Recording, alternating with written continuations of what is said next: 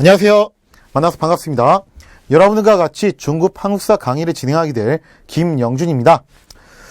우리가 지난 시간에 배웠던 내용은요, 주로 문벌귀족 시대에 있었던 내후외환, 밖에서도 문제가 생기고 안에서도 문제가 생겼죠. 그 이야기에 대해서 다뤄봤습니다. 오늘 시간에 배울 내용은요, 바로 무신정권과 원간섭기라는 두 시기를 묶어가지고 같이 배워보도록 할게요. 근데 지난 시간에 내후외환에서요, 사실 외환은 그럭저럭 잘 막아냈어요. 근데 안쪽에서 일어났던 문제들, 이자겸의 난이라든지 묘청의 서경천도 운동이라든지 이런 부분들이 겉으로 보기에는 어떻게든 봉합되고 막은 것 같지만 알고 보면은 안에서 계속 골마가고 있었던 겁니다. 마치 종양이 계속 자라나가지고 언젠간 이게 빵 하고 고름이 터질 그 상황이 놓인 것처럼 당시 고려의 내부적 상황이 그렇게 흘러갔다는 거예요. 그 종양이 빵 하고 터지는 순간이 오는데 바로 그 순간이 오늘 무신정권 시기입니다.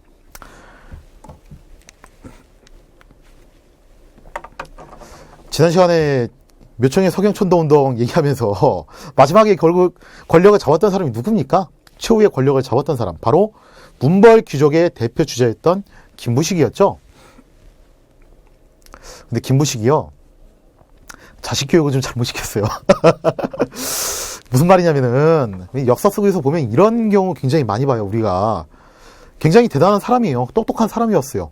그리고 처세도 참 잘했습니다. 그런데 자식에 대해서 너무 무언칙하게 사랑과 애정을 베풀다 보니까 자식이 오냐오냐 커가지고 이게 진짜 문제를 많이 일으키는 겁니다. 그런데도 불구하고 끝까지 자기는 자기 자식이 예쁜 거야. 이런 경우를 우리가 상당히 많이 볼 수 있어요. 김부식도 그중 하나였어요. 김부식이요, 당대 최고의 문학가였어요. 삼국사기를 저술할 정도로 이 사람은 굉장히 유능한 사람이었습니다. 좀 보수적인 성향이 있었다고 하지만 그 시대를 대표하는 지성인이었어요. 근데 그 똑똑하다는 지성인이 자기 자식에 대해서는 그렇게 무언칙하게 아주 무언칙하게 사랑을 베풉니다. 사건의 발단은 이래요. 고려 의종 때 정중부라는 장군이 있었어요. 이 장군이요, 키도 굉장히 컸고요. 한 180 됐대요. 그리고 수염도 삼국지나는 과분처럼 아주 이쁘게 잘 기른 사람이었어요. 얼굴도 미남이었고 당연히 여자들한테 인기가 많았겠죠. 인기가 상당히 많은 장군이었는데 의종의 총애를 굉장히 많이 받았어요. 그래서 의종이 진짜 전폭적으로 지원해주던 장군이었습니다. 그런데 당시 김돈중이요, 이 정중부를 좀 시기했어요. 아이 뭐야, 지까짓게 그래봤자 군발이 아니야? 뭐 군발이가 그렇게 잘났다고 그렇게 사람들한테 인기를 모아? 이게 시샘을 느꼈던 김돈중이 어떻게 했냐? 어느 날 술자리에서 정중부한테 시비를 겁니다. 술자리에서 정중부한테 가가지고 이러는 거예요. 야, 내가 속설을 듣자니 장군들 수염은 불에 안 탄다며? 그거 진짜인지 아닌지 한번 확인해보자 하고 촛불로 정중부 수염을 확 태워버렸어요. 와, 생각해보세요. 이게 진짜 몇십 년을 갖다가 일평생을 자기가 길러놓은 이 이쁜 수염을 진짜 한 방에 그걸 다 태워버렸으니 정중부가 얼마나 화가 났겠어요. 그죠? 너무 화가 난 나머지 정중부가 김돈중을 아주 죽도록 두들겨 팼습니다. 근데 한참 때리다 보니까 문득 정신이 든 거예요. 내가 때리고 있는 게 누구지 하고 딱 보니까 김돈중이야. 큰일 났어. 하필이면은 최고 권력자 아들을 갖다 때린 거예요. 자기가 너무 화가 난 나머지. 큰일 났다. 어머나? 어떻게 하지? 그죠? 자, 당연히 김돈중 어떻게 했겠어요? 정중부한테 실컷 맞고서 집에 가가지고 아빠한테 이른 겁니다. 아빠, 쟤가 나 때렸어. 그리고 김부식이 어떻게 했어요? 화가 머리끝까지 났어요. 뭐? 누구야? 누가 감히 우리 아들을 건드려? 나도 한 번도 안 때렸는데 이런 어디서 좀 군발이 자식이 말이야. 감히 누가 아들을 때려? 자, 그러면서 이제 진짜 정중부가 큰일 났어요. 김돈중을 잘못 건드렸다가 그 아버지인 김부식한테 이게 완전히 사단이 나게 생겼습니다. 이 위기의 순간에 정중부를 구해줬던 게 누구냐면은 의종이었습니다. 의종이 뭐라고 하냐? 야, 내가 자초지종을 들어보니까 그래, 정중부가 김돈중 때린 건 잘못했다. 그런데 솔직히 김돈중이 먼저 잘못하지 않냐? 수염을 그렇게 태웠으니 정중부가 화가 났겠지. 그래서 이성을 잃어가지고 홧김에 그런 거 아니겠냐? 그러지 말고 이거 그냥 쌍방으로 치고 화해 좀 해라 하고서 중간에 중재를 해가지고 일단 화해가 이루어집니다. 그리고 정중부는 가까스로 위기에서 벗어나요. 야, 이렇게 해가지고 정중부가 위기에서 벗어나긴 했는데, 사실 김던중하고 정중부 사이에는 어떤 생각이 있을까요? 겉으로는 화해를 했지만 속으로는 너 이 다음에 두고 보자. 이런 생각이 있었다는 겁니다. 자, 나중에 세월이 더 흘렀어요. 아버지였던 김무식이 죽은 다음에 그 자리를 김돈중이 물려받습니다. 사실상 김돈중이 문관 최고 자리에 올라가요. 그리고 정중부도요, 계속 의종의 총애를 받아서 출세를 거듭하면서 상장군, 즉 무관으로서 최고의 자리에 올라가게 됩니다. 문제가 생겼어요. 문관 최고 자리에는 김돈중, 무관 최고 자리에는 정중부, 그리고 이 둘 사이에는 과거에 흑역사가 있다는 겁니다. 야, 여기서 이제 이 흑역사가 또다시 충돌을 하려고 그러죠. 근데 공교롭게도 이 둘을 화해시키고 중재했던 사람이 의종이었는데, 이 둘을 다시 싸움 붙게 만들었던 계기를 제공했던 것도 역시 의종입니다. 의종이 뭘 그렇게 좋아했냐면 사냥을 그렇게 좋아했어요. 밖에 나가서 노는 걸 그렇게 좋아했는데, 자, 여기서 문제. 사냥을 나가면은 문관인 김돈중이 좋아할까요? 아니면은 무관인 정중부가 좋아할까요? 김돈중, 정중부, 문관, 무관. 여기서 정중부라고 답하신 분들, 군대 안 갔다 오셨죠, 그죠? 군대 갔다 오신 분들은 아세요, 이거. 왕이 어디로 행차를 하잖아요. 제일 고생하는 게 누구냐면은 군인 경찰이에요. 일단 군인 경찰들은 쇠가 빠집니다. 생각해 보세요. 왕이 사냥을 나가요. 그럼 사냥도 정리해야 될 거 아니에요. 제초도 해야 되고 말뚝도 박아야 되고 외부인 출입 금지시켜야 되고, 그거 누가 하는 겁니까? 군인들이 하는 거죠. 누가 할 것 같아요? 김돈중이 할 것 같아요? 정중부 할 것 같아요? 정중부가 하겠죠. 거기다가 사냥감 몰아오는 역할, 예쁘게 사냥감을 몰아야지 왕이 거기서 신나게 사냥을 할 거 아니에요. 그죠? 그 역할 누가 할까요? 그 역할도 역시 정중부가 한다는 겁니다. 근데 사냥 다 끝났어요. 그러면 사냥 끝났으면 그 사냥감을 가지고서 회식을 할 텐데, 회식할 때는 누구랑 회식을 하냐, 왕이. 그죠? 정중부가 뭐 시를 쓸 줄 알겠어? 아니면 뭘 할 줄 알겠어? 그죠? 정중부는 뒤에서 경호섬에서 에스코트하고 있는 거고, 누구하고 회식을 하는 거냐면 김돈중하고 하는 겁니다. 그러니까 정중부가 짜증이 날 수밖에 없어요. 자기는 그냥 꼭두새벽부터 일어나가지고 밤늦게까지 왕이 시중을 들면서 사냥하느라고 피곤해 죽겠는데 에스코트하고 있고, 김돈중은 왕하고 같이 하는 거 없이 희희낙낙 거리면서 풍악을 울려라 이러고 있고, 김돈중의 불만이 머리끝까지 차오르게 됩니다. 그리고 이거를 감지했던 의종이 정중부를 달래주기 위해서 이색 제안을 해요. 어느 날, 야, 오늘은 사냥하지 말고 딴 거 해보자. 오늘은 격투기 시합을 한번 해보자. 왜냐하면 격투기 시합 해가지고 잘하는 군인들한테 승진도 시켜주고 월급도 주고 뭐 포상도 좀 해주고, 이런 취지로 군의 사기를 진작시킨 목적으로 이 격투기 시합을 하자고 한 거예요. 격투기 시합을 하고 있는데 당시 김돈중의 부하였던 한뢰라는 사람이 이런 얘기를 하는 거예요. 전하, 우리가 격투기 시합 잘 구경하고 있는데 그냥 일반 병졸들만 올라와서 싸우니까 솔직히 재미가 없습니다. 우리 장군들이 장군들이 얼마나 잘 싸우는지 한번 봤으면 좋겠습니다. 그죠? 의종이 호기심이 좀 여기서 동하는 거예요. 그래? 야, 그러면 장군도 올라와봐. 몇 명 올라와서 한번 해봐봐. 자, 그래서 누가 뽑혀서 올라왔냐면은 바로 정중부 밑에 있던 이소홍이라는 장군이 올라왔어요. 이 사람이 대장군이었는데 상장군 밑에 대장군이거든요. 그러니까 지금으로 치면 3스타예요, 거의. 그럼 3스타 달 정도면 이 시대 나이가 몇이었을 것 같아요? 할아버지겠죠, 그죠? 할아버지 이소홍이 우퉁 먹고 링 위로 올라와가지고 병사하고 격투기 시합을 한다? 더군다나 그 병사는 어떤 병사예요? 진짜 등치도 크고 힘도 좋고 아주 팔팔한, 좀 싸움 좀 하는 그 병사일 거 아니야. 이소홍이 젊은 시절에는 뭐 난다긴다 했어도 모르지만 이미 할아버지가 다 된 상태에서 뭐 이게 격투기 시합 붙으면 이기겠어요? 자기가 하다가 체력이 딸리니까 링 밖으로 나가버렸습니다. 자, 그러자 한례가 이소홍이 링 밖으로 나가는 것을 딱 막고서 이소홍의 멱살을 잡고 딱 따기를 때리는 거예요. 야, 너 병사도 하는 분이겨? 네가 그러고도 장군이야? 에라이 확 고추 때라. 그리고 이걸 보고 의종과 김돈중 문관들이 깔깔깔 웃습니다. 야, 재밌다. 이게 격투기보다 더 재밌네. 한례가 제일 세구만 하면서. 자, 이 모습을 바라봤던 정중부와 그 부하들은 당연히 부글부글 끌어올랐겠죠. 특히 정중부는 김돈중과의 흑역사 때문에 더더욱 부글부글 끌어올랐을 겁니다. 이제 갈등이 최고조에 이르렀습니다. 뭔가 일이 꼭 터질 것 같죠, 그죠?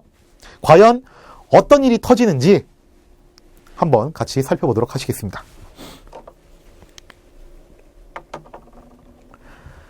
자, 무신정변이 발생을 합니다. 그 배경을 놓고 보면요, 일단 의종이 실정이에요. 사냥 좋아하고 놀기 좋아하고 정치는 좀 잘 돌보질 않고 그러다 보니까 민심이 굉장히 흉흉합니다. 그리고 군인들은 너무 혹사당했어요, 그동안. 자, 그러면서 문반의 권력 독점도 좀 문제가 됐어요. 최고 자리는 일단 문반들이 다 차지하는 거예요. 요직을 전부 다 이쪽이 차지하는 겁니다. 군 사령관들도 다 문반들이 차지하는데, 이러면서 무신들은 거기에 대해서 불만이 있는 거예요. 자기들은 아무리 용을 써도 최고위에 올라갈 수 없다는 사실이 어떻게 보면은 절망감을 넘어서 자괴감까지 드는 거죠.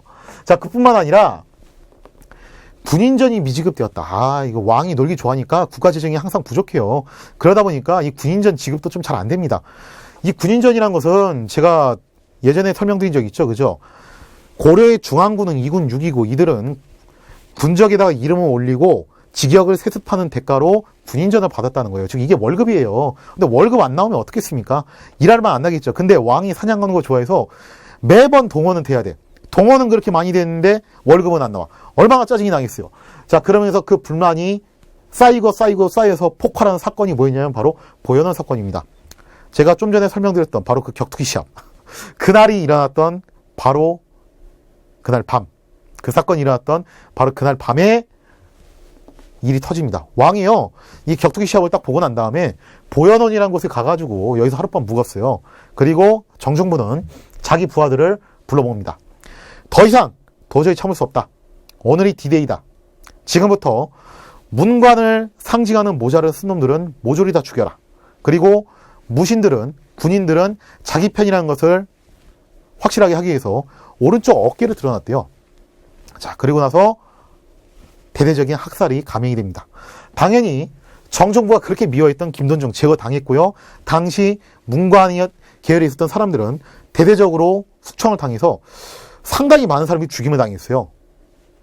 자, 그리고 나서 정중부가 누구를 폐위시키냐면은 의종을 폐위시킵니다. 왜? 아니, 왕이 보는 앞에서 이렇게 신하들 막 죽였으니 의종이 가만히 있겠어요, 그죠? 그래서 결국에는 의종을 폐위시키는데 이게 참 운명이 얇죠. 정중부를 위기에서 구해줬던 것도 의종이었고 정중부를 혹사시켰던 것도 의종이었습니다. 근데 어쨌든 간에 정중부를 위기에서 구해주면서 상장군에 오를 때까지 전폭적으로 지원했던 게 의종이었어요. 근데 그 의종이 결국 누구한테 제거를 당한 겁니까? 정중부에 의해서 제거를 당한 거죠. 자, 그래서 의종은 폐위를 당해서 일단 별궁에 유폐되는 신세가 되고요. 새롭게 명종을 왕에 옹립을 하게 됩니다. 당연한 얘기겠지만 이 명종은 제대로 왕노릇 할 수 있을까요? 사실은 꼭두각시겠죠, 그죠? 자, 그런데 문관들이 가만히 있질 않아요. 왜냐하면 문관들이 권력을 장악하고 있는 사람들이거든요. 자, 이 무신들이 정변을 일으키자 당연히 이 문관들이 반격을 가합니다. 그 첫 번째 사건이 뭐였냐면 바로 김보당의 난이라는 사건이에요. 이 김보당이라는 사람이 어디 있던 사람이냐면 동북면, 지금으로 치면 이제 함경남도 일대에 있었던 사람입니다. 그쪽 군사령관이었어요. 김보당이 무신들을 타도하기 위해서 반무신난 혹은 이제 문신의 난이라고 하는데 이걸 일으켰는데 일어난 해가 개사년이라고 해가지고 개사의 난이라고도 합니다. 참고로 무신정변은 경인년에 일어났어요. 그래서 무신정변은 경인의 난, 그리고 김보당의 난을 개사의 난이라고 하고 두 개를 합쳐가지고 뭐라고 하냐면은 경계의 난이라고도 해요. 자, 김보당이 개사의 난을 일으켰는데 김보당의 목적은 뭐냐면요, 의종을 다시 옹립하자는 거예요. 그래서 의종을 빼내가지고 어디에 모셔오냐면은 바로 경주 지역에 모셔옵니다. 그리고 의종은 이것 때문에 나중에 이제 목숨을 잃게 돼요. 자, 김보당의 난이 일어나고 그 다음에 조이총의 난이 일어났는데 조이총은 또 서경 유수였어요. 즉 동북면의 군사령관이었고 서경의 군사령관이었습니다. 그럼 뭐야? 군사령관이면 얘들 무신들 아니에요? 군인 아니에요? 아니에요. 제가 얘기했죠, 여기서. 문관입니다. 자, 그러면서 조이총의 난이 일어나게 되고요. 교종 승려의 난도 일어나는데 이건 개경에서 일어난 거예요. 개경 주변에 있는 교종 계열의 그 사찰들에 있던 승려들이 난을 일으키는데 왜 하필 교종이냐라고 하면요, 보통 이렇습니다. 문관들은 교종을 좋아했고, 어렵잖아요, 그죠? 뭔가 먹물이 좀 나오는 것 같고, 무신들은 선종을 좋아했어요. 그냥 깔끔하잖아요, 단순하고, 그죠? 자, 그래서 주로 교종 계열의 승려들이 또 난을 일으킵니다. 자, 이렇게 해서 반무신난들이 일어나지만 결국 이 반무신난은 당시 무신 정권에서 모조리 진압을 당하게 됩니다. 자, 그럼 무신 정권이 어떻게 흘러가냐라고 하면요, 처음에 권력의 헤게모니를 가졌던 사람은 누구냐면 바로 이의방이에요. 정중부가 아니라 이의방입니다. 그러니까 이 무신 정변이 일어났을 때 대장파가 정중부였고 소장파가 이의방이었어요. 쉽게 말해서 좀 이제 연령이 좀 있고 계급이 좀 있고 한 사람들 있죠. 그 사람들의 대표 주자가 바로 정중부였고, 나이가 좀 어리면서 젊으면서 아직은 그렇게 높은 계급은 아니었던 사람들, 그 사람들의 대표 주자가 바로 이방이었어요. 근데 누가 더 행동파이냐면 이방이 더 행동파입니다. 왜냐하면 정중부는 불만이 있는 건 맞는데 자기는 사실 올라갈 때까지 올라갔어요. 그래서 알아, 이 이상 올라가기가 그렇게 만만치 않다는 거. 그에 비해서 이방은 뭔가 출세욕과 야망이 더 있던 사람이에요. 소장파는 기본적으로 그럴 수밖에 없어요. 자, 그러다 보니까 처음에는 권력을 누가 주도를 잡냐면은 이방이 권력을 잡습니다. 그런데 이방이 김보당이 난, 조이총이 난, 교정승려의 난을 진압하는 과정에서, 특히 교정승려의 난을 진압하는 과정에서 너무 우악스럽게 이걸 진압하는 거예요. 사찰들 다 불태워버리고 거기 있는 스님들을 다 붙잡아 다 죽이고, 이런 강경 진압을 하다 보니까 이방의 인기가 뚝뚝뚝 떨어지기 시작합니다. 자, 그러면서 결국 이방이 누구한테 제거를 당하냐면은 이거를 지켜보고 있던 정중부가, 그래 니 한번 어떻게 하나 보자 하고서 지켜보고 있다가 이방의 인기가 땅이 떨어지자 바로 이방을 확 제거를 시켜버립니다. 자, 그리고 정중부가 권력을 잡아요. 자, 그런데 이 이방이나 정중봉이나 주로 어디서 정치를 했냐면 바로 중방에서 정치를 했습니다. 제가 예전 시간에 한번 얘기한 적 있죠. 중방은 무신들의 합작 기구고 고려 전기에는 별다른 권력 기구는 아니었어요. 그런데 이 시기에는 도병마사와 신목도감 그리고 중서문화성을 누르고 최고 권력을 차지했던 것이 바로 이 중방입니다. 이방과 정중부 둘 다 이 중방에서 정치를 좌지우지했었어요. 자, 그러면서 사병을 토대로 이들이 권력 쟁탈전을 벌이게 되는데 그 서막이 이방을 제거하고 정중부가 권력을 장악한 것입니다. 한 정중부가 한 6년 했어요. 6년 정도 하고서 뭐 잘 먹고 잘 살고 있었는데 누구한테 제거를 당하냐면은 바로 경대승이라는 젊은 군인한테 제거를 당합니다. 당시 경대승이 20대였어요. 그리고 정중부를 제거할 때 동원했던 병력이 40명이 채 안 됩니다. 얼마 되지도 않은 병력을 가지고서 궁궐 담장을 넘어서 들어가서 바로 정중부를 제거해버리고 권력을 순식간에 빼앗아버립니다. 근데 이 경대승이 주장했던 건 뭐냐면요, 나는 이게 잘못됐다고 생각한다. 내가 비록 군인 출신이지만 이 무신정변은 잘못됐다. 그래서 어떻게 하자? 무신정변 이전, 즉 경인년 이전으로 돌아가자는 것이 경대승의 슬로건이었습니다. 그래서 본인은 중방이나 혹은 도병마사에 나와가지고 이래라 저래라 정치를 직접적으로 관여는 안 했어요. 그래서 주로 어디에 있었냐면은 자기 신변 보호를 위해서 만든 바로 요 도방, 신변 보호를 위해서 만든 도방에 머물면서 간접적으로 정치에 관여를 하게 됩니다. 그러나 고려사에 이런 기록이 있어요. 경대승이 주로 도방에 머물면서 정사에 관여를 많이 안 하려고 했는데 어떠한 안건이 있어서 경대승이 왕을 아련하고 주장을 하면은 그것이 반드시 관철되었다.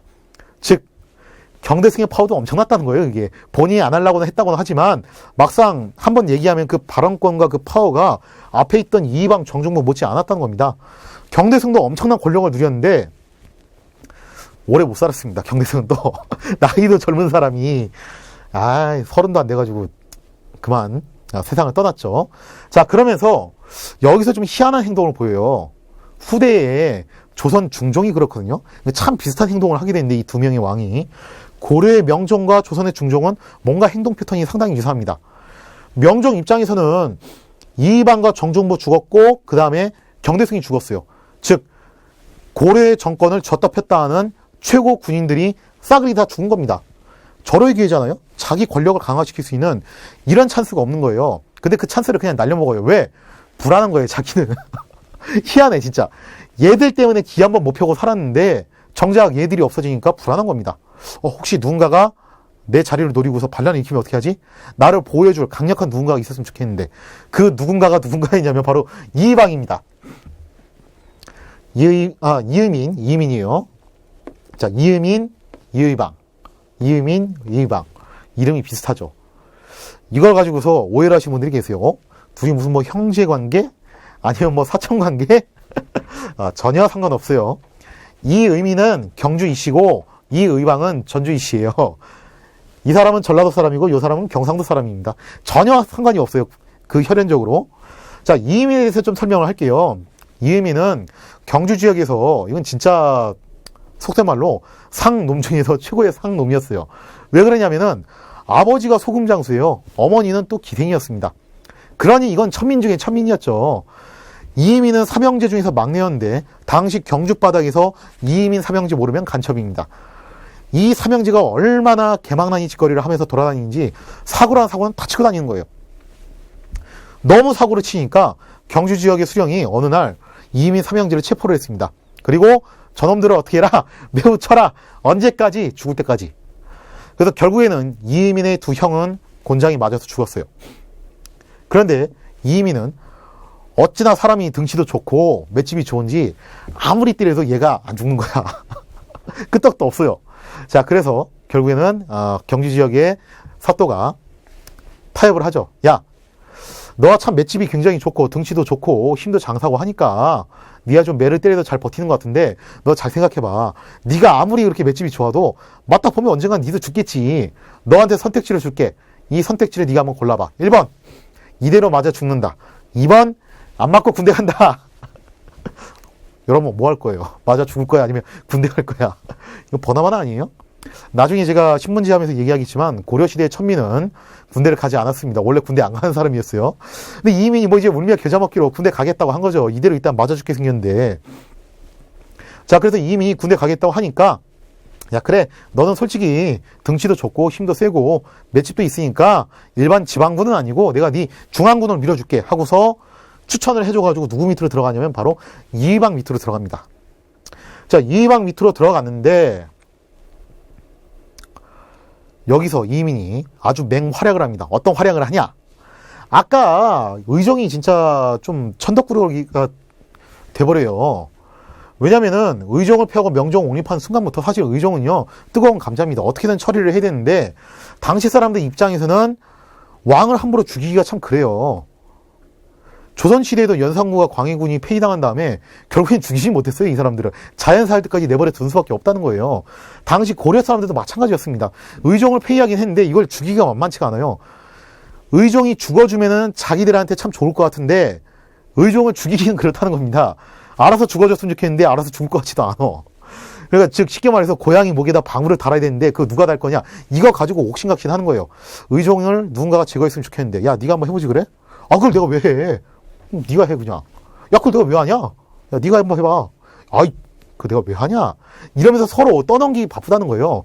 근데 그 와중에 제가 하겠습니다 하고서 딱 나타났던 인물이 누구냐면 바로 이의민이었어요. 역시 천민 중에 천민 이의민. 인간백정 이의민이 나타난 거죠. 당시 의정이요 특히 왜 제거 대상이 될 수밖에 없었냐면은 김보당의 난으로 인해서 김보당이 경주 지역에서 그땐 동경이었죠. 이 동경 경주 지역에서 의정을 옹립을 했어요. 그러면서 하루빨리 저 김보당의 난을 진압하고 앞으로의 그 위험의 싹을 제거하기 위해서라도 누구를 제거해야 된다. 의정을 제거해야 된다.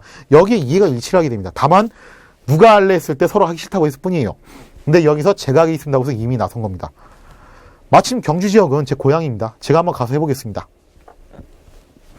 그리고 이민이 경주로 가가지고 의정을 만납니다. 의정을 만나서 참 죽이는 것도 무식하게 죽여요. 어떻게 죽이냐면은 등 뒤로 가가지고 허리를 딱 끌어내요. 그리고 힘을 있는 힘껏 주는데 어떻게 됐어요?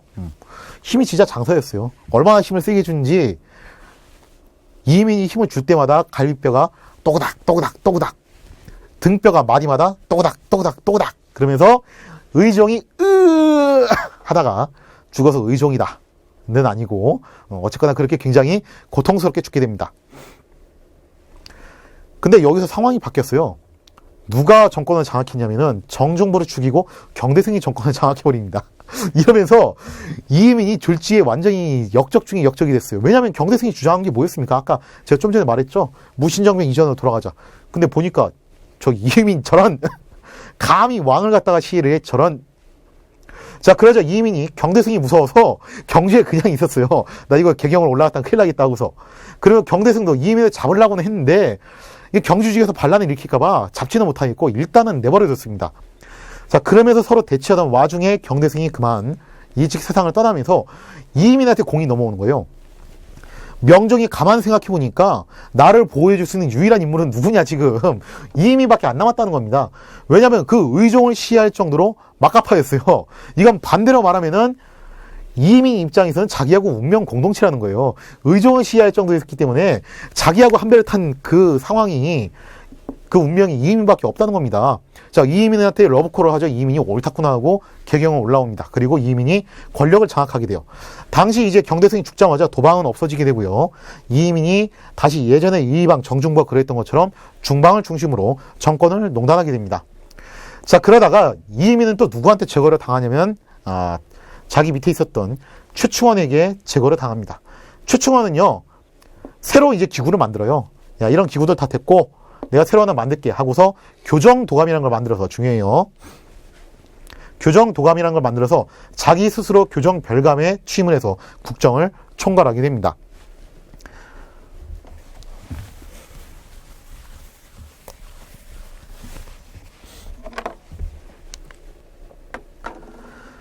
자, 그러면서 이제 무소불위의 최씨 정권이 들어서게 됩니다. 왕은 아니었지만 사실상 왕처럼 진짜 왕처럼 군림했던 최씨 정권. 최충원은 좀 똑똑했어요. 그렇기 때문에 앞에 있었던 전임자하고 달랐습니다. 그 전임자들은 부하들한테 제거를 당하는 비극적인 운명을 맞이했지만 최충원은 물론 암살 위협은 많이 있었어요. 근데 그 위협들을 전부 차단하고 자기 아들한테 권력을 물려주는 데 성공을 합니다. 자, 최충원이 이의민을 제거하고서 권력을 잡자마자 했던 게 뭐냐면 바로 봉사10조라는 걸 건의했어요. 사실 뭐 봉사10조 내용은 별로 중요한 건 아닌데 그 내용 자체가 결국 이거예요. 내가 왜 이렇게 정변을 일으킬 수밖에 없었는지, 왜 이의민을 내가 제거할 수밖에 없었는지 그 정당성을 설파하는 겁니다. 그래서 최충원과 관련이 있다 정도만 좀 기억을 해두시고요. 자, 그리고 도방을 부활해요. 가만 보니까 경대승이 만들었던 도방 쓸모가 있는 것 같아. 내 신변 보호용으로 만들어야겠다고 해서 도방을 다시 부활시키고 좀 전에 말씀드린 것처럼 교정도감을 설치합니다. 자, 그리고 나서 최충원은 고려시대의 전무후무한 관직을 받게 됩니다. 벼슬 이름이 엄청 길어요, 최충원이. 제가 예전에 이제 역사학과 전공했잖아요. 그래서 학교에서 대학교시를 공부할 때 고문서를 몇 개 본 적이 있어요.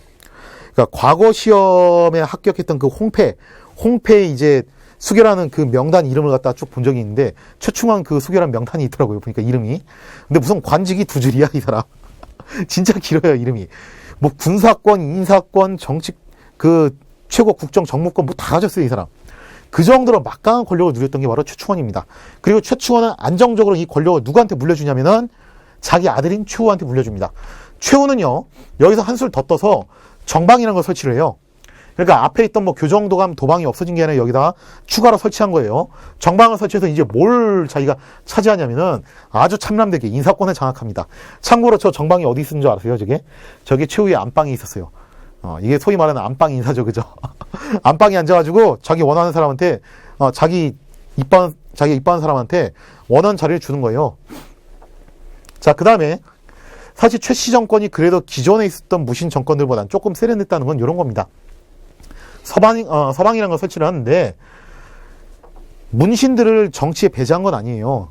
얘들이 이제 생각할 때는 최씨 정권에서 볼 때는요, 우리가 강력한 힘을 가지고 있기는 하지만 아무래도 정치는 문관의 도움 없이는 하기 힘들다. 그래서 서방이라는 걸 설치를 해서 문반 수기 제도를 만들기도 합니다.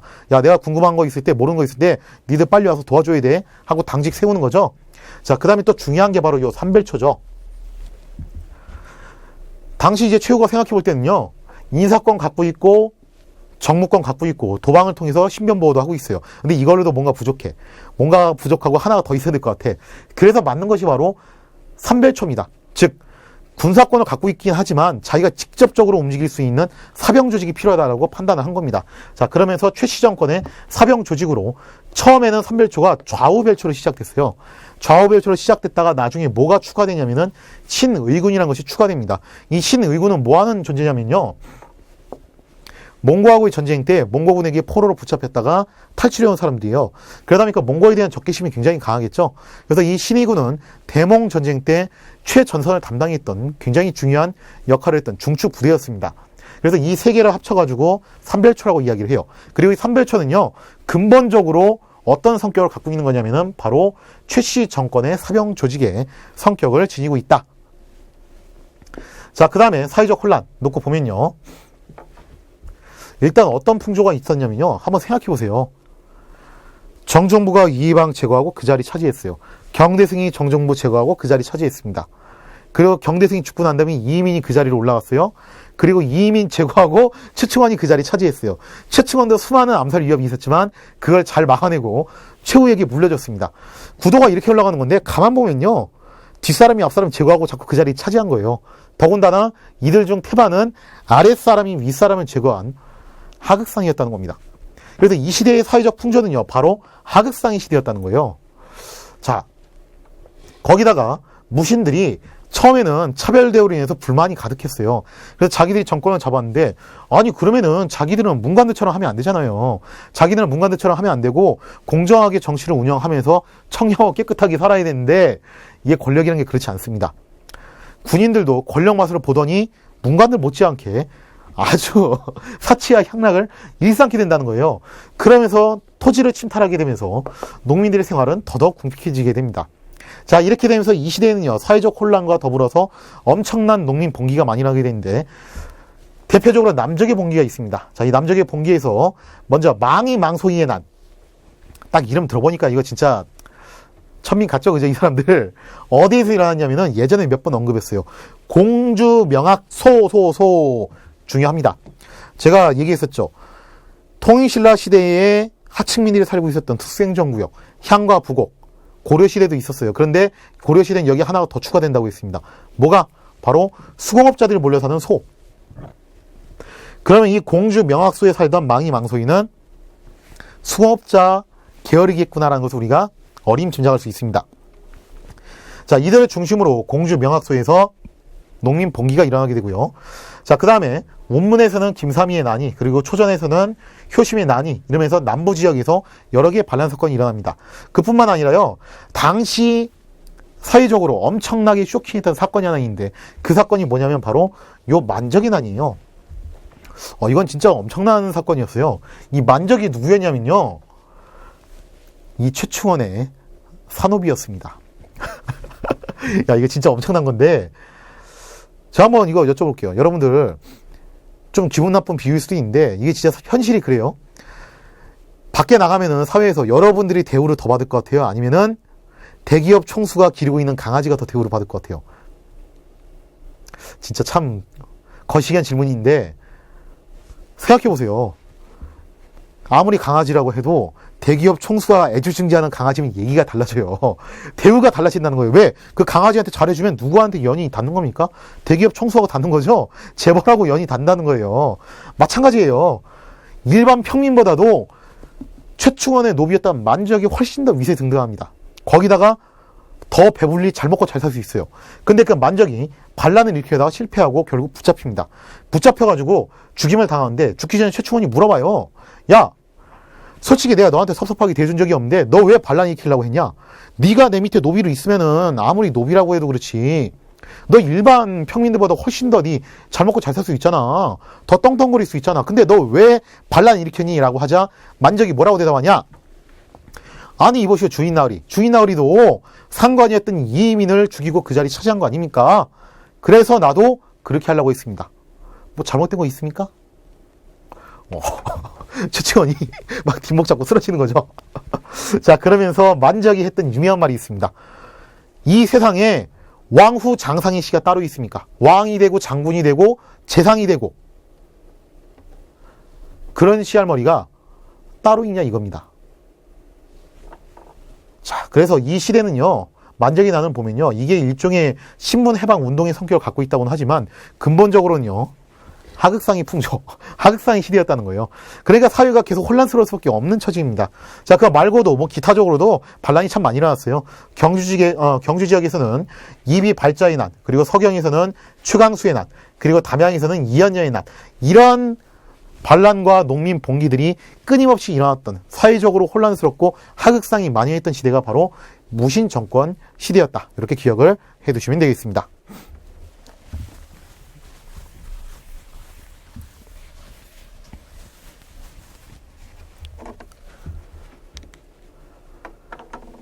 자, 그런데 이 철통 같았던 철권 통치를 했던 무신 정권도 그 끝이 다가오고 있습니다. 자, 무호 정변이라고 해가지고요, 유경, 김준 등에 의해서 결국 최씨 정권의 마지막 주자였던 최희가 주사를 당해요. 자, 그러면서 최씨 정권이 일단 붕괴됩니다. 근데 여기가 그래도 그나마 안정기였어요. 무신 정권이 그나마 안정기였는데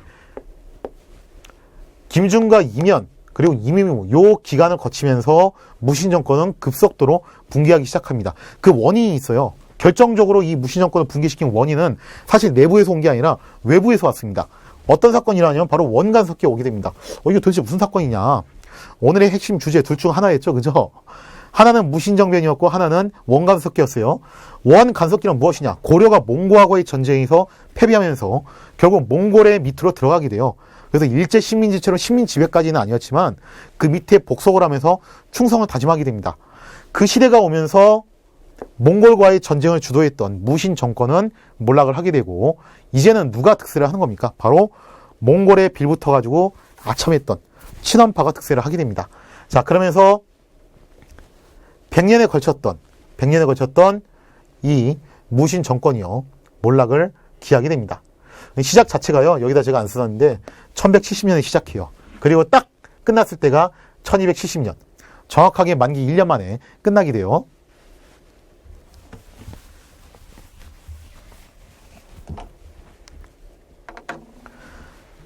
만기 1년이 아니라 만기 100년이죠. 맛있었습니다 제가. 자, 그러면은 이 무신 정권을 몰락시킨 그 몽골이라는 게 도대체 무엇이냐 한번 그 얘기를 좀 해보도록 하겠습니다.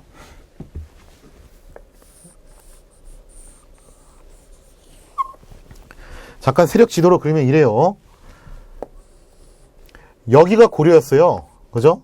그 다음에 이쪽엔 천리장성이 쌓여져 있는 거고, 그 다음에 지난 시간에 설명드린 대로, 예전에 설명드린 대로 여진족이 세운 금이 이 만주 지역, 그리고 옛날에 요가 차지했던 지역과 송이 있었던 화북 지역까지 전부 차지하면서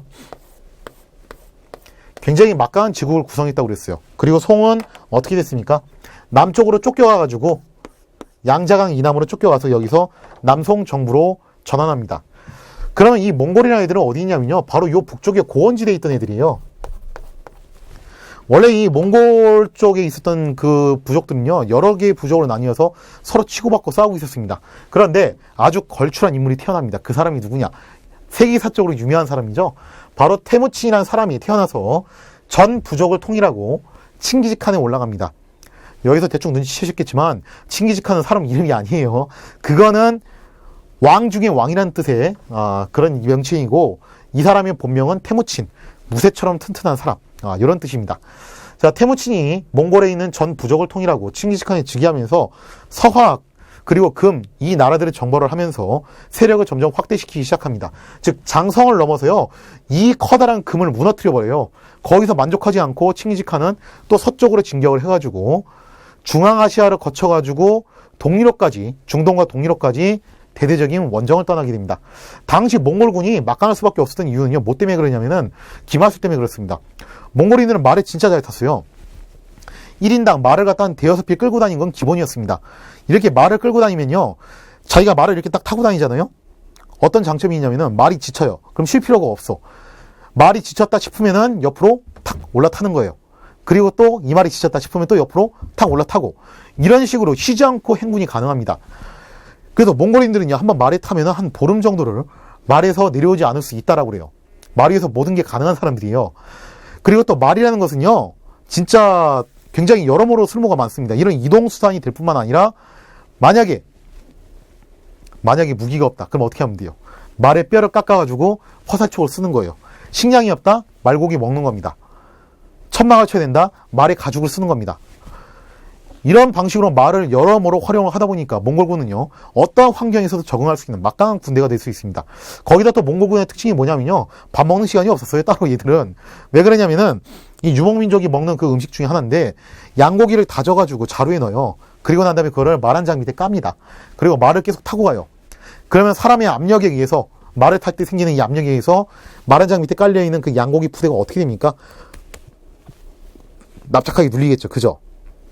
이거를 틈이 날 때마다 뜯어 먹는 거예요.